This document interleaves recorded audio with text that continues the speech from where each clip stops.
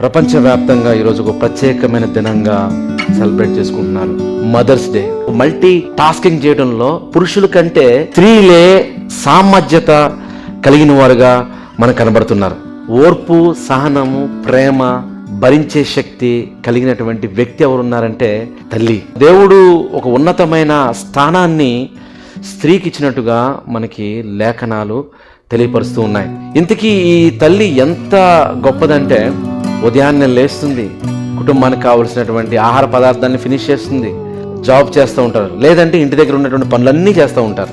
మరి పిల్లల గురించినటువంటి ఆలన పాలన ఇవన్నీ కూడా చూసుకోవడం, అంటే ఒక మల్టీ టాస్కింగ్ చేయడంలో పురుషుల కంటే స్త్రీలే సామర్థ్యత కలిగిన వారుగా మనకు కనబడుతున్నారు. ప్రతిరోజు కూడా తల్లి యొక్క గొప్పతనాన్ని ప్రతి బిడ్డలు కూడా గమనించాలి, వాళ్ళని సన్మానించాలి, వాళ్ళని గౌరవించాలి అని మరి ఈ సమాజంలో దేవుడు చెప్పాడు.